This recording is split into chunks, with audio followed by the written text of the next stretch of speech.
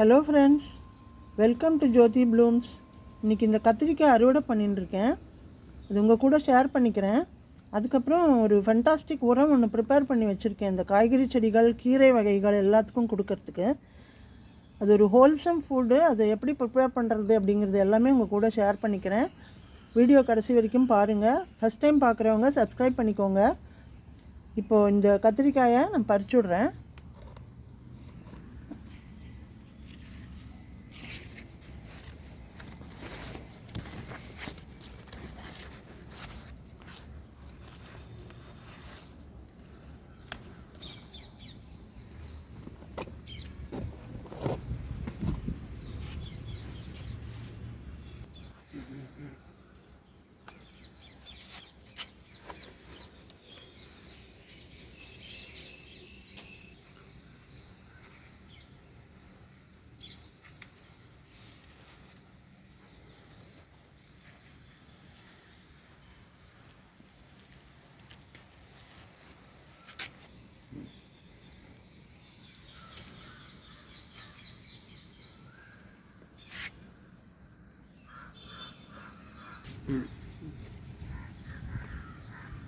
இப்போது இந்த உரம் தயாரிச்சிருக்கேன் பாருங்கள்.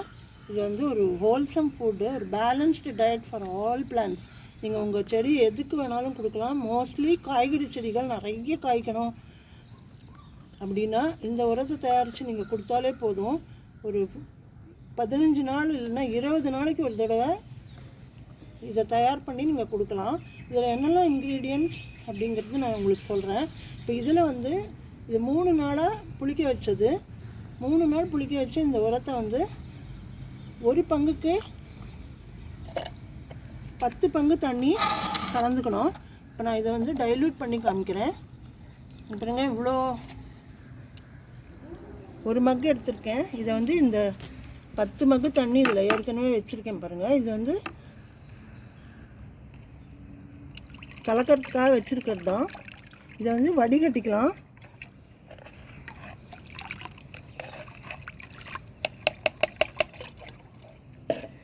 இதை வடிகட்டிட்டு இந்த தண்ணியில் டைல்யூட் பண்ணி நம்ம எல்லா செடிகளுக்கும் கொடுக்க போகிறோம்.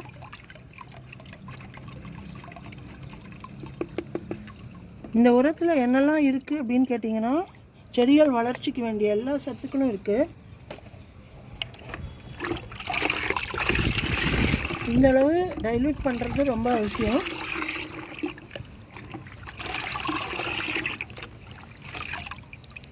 பன்னெண்டு இன்ச் பாட்டாக இருந்தால் நீங்கள் 1 மக்கு கொடுக்கலாம். 10 இன்ச் பாட்டாக இருந்தால் அரை மக்கு கொடுக்கலாம். இப்போ வந்து நான் இந்த கத்திரிக்காய் செடிக்கு கொடுக்குறேன் பாருங்கள். அதில் கொஞ்சம் கிளறி விட்டுக்கோங்க மண்ணை. மேல் மண்ணை லேசாக கிளறிட்டு 1 மக்கு ஊற்றி விடுறேன். சுற்றிலும் பரவலாக ஊற்றுங்க. கொஞ்சம் சாயில் மாய்ஸ்டாக இருந்தால் பெட்டர். ஸோ நீங்கள் வெயில் ரொம்ப இருந்ததுன்னா ஏற்கனவே தண்ணி ஊற்றின அப்புறம் கொடுங்க.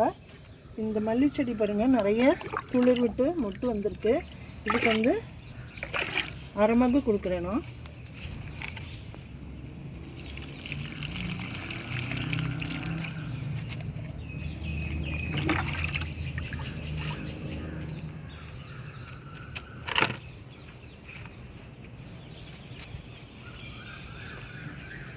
இந்த கத்திரிக்காய் செடி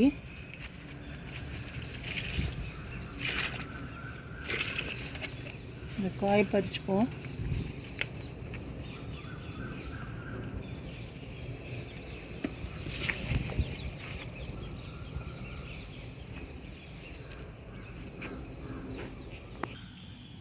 இப்போ இந்த உரம் தயாரிக்க தேவையான பொருட்கள்லாம் எடுத்து வச்சுருக்கேன் பாருங்கள்.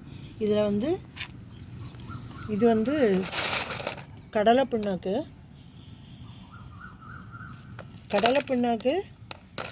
இது ஒரு கைப்பிடி வேப்பம் பிண்ணாக்கு, அப்புறம் இந்த கவுடங், இது வந்து வரட்டி, காஞ்ச வரட்டி. இது 3ம் சேர்த்துட்டு இன்னொரு பொருள் கூட இதோட சேர்க்க போகிறோம். அது ரொம்ப முக்கியமானது. அதுதான் வந்து இந்த முருங்கை இலை. முருங்கை இலை வந்து எல்லா சத்துக்களும் உள்ளதுன்னு நமக்கு தெரியும். ஸோ இந்த இலையில் இருக்கிற சத்துக்கள் இந்த கடலை பிண்ணாக்கு, வேப்பம் பிண்ணாக்கு, இந்த கவுடங் இது எல்லாமே சேர்ந்தால் ஒரு பேலன்ஸ்டு டயட்டாக இருக்கும் செடிகளுக்கு. செடிகள் வேர்கள் வளர்ச்சி இருக்கும். அப்புறம் இந்த வேப்பம் புண்ணாக்கு போட்டால் அவங்களுக்கு வந்து எந்த பூச்சி தொல்லையோ எறும்பு தொல்லையோ வேர்களில் வர அழுகல் எதுவுமே வராது. செடியை ரொம்ப பாதுகாக்கும். கடலை புண்ணாக்கில் என்பிகே இருக்குது. அதை தவிர செடிகள் வளர்ச்சிக்கு உண்டான பூக்கள் பிஞ்சுகள் பிடிக்கிறதுக்கு உண்டான எல்லா சத்துக்களும் இருக்குது. அதே மாதிரி இதில் நைட்ரஜன் சத்து நிறைய இருக்குது. இந்த இலைகள்லேயும் நைட்ரஜன் சத்து இருக்குது. ஸோ செடி வளர்ச்சி மேலே இருக்கிற பிரான்ச்சஸ்ஸு இலைகள்லாம் பசுமையாக வந்து நிறைய காய்கள் கிடைக்கும், நிறைய பூக்களும் கிடைக்கும். எல்லா செடிகளுக்கும் நீங்கள் இந்த உரத்தை கொடுக்கலாம். இப்போ இந்த முருங்கை இலை உங்களுக்கு கிடைக்கல அப்படின்னா நீங்கள் பசுமையாக இருக்கிற எந்த இலை வேணாலும் சேர்த்துக்கலாம்.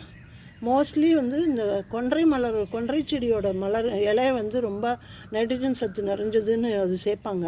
விவசாயிகள்லாம் கொன்றை செடி மரத்தோட இலைகளை எடுத்துப்பாங்க சேகரித்து. ஸோ அது கிடைக்கலன்னா இந்த முருங்கை இலை எடுத்துக்கலாம்.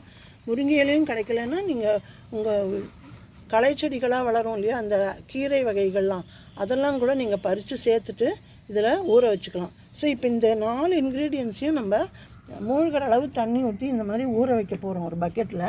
அது வந்து 3 நாள் ஊற வைக்கணும். அப்போ உங்களுக்கு அந்த சத்துக்கள்லாம் உள்ளே இறங்கி இந்த பிண்ணாக்கெல்லாம் நல்லா கரையணும் இல்லையா. இந்த பிண்ணாக்கு இந்த சாணகம்லாம் காஞ்சு இருக்குது, அதனால இதெல்லாம் நல்லா கரைஞ்சி சத்துக்கள்லாம் இறங்கி நல்லா ஃபர்மெண்ட் ஆகிடும். ஃபர்மெண்ட் ஆனப்புறம் 4வது நாள் மார்னிங்கோ இல்லை ஈவினிங்கோ நீங்கள் 1 பங்குக்கு 10 பங்கு தண்ணி கலந்து இந்த மாதிரி நீங்கள் எல்லா செடிகளுக்கும் ஊற்றி விட்டு பாருங்கள். ஒரு 10 நாள்லேயே உங்களுக்கு ரிசல்ட் தெரியும். நிறைய காய் பறிக்கலாம். இப்போ பாருங்கள், நான் கத்திரிக்காய் இந்த அளவுக்கு அறுவடை பண்ணியிருக்கேன். இதே மாதிரி நீங்கள் வச்சுருக்கிற காய்கறி செடிகள், பழச்செடிகள், பூச்செடிகள் எல்லாத்துக்கும் கொடுத்து பாருங்கள். Fantastic fertiliser. இந்த 4 இன்க்ரீடியன்ஸுமே நீங்கள் தண்ணியில் ஊற வச்சு புளிக்க வச்சு கொடுக்கணும்.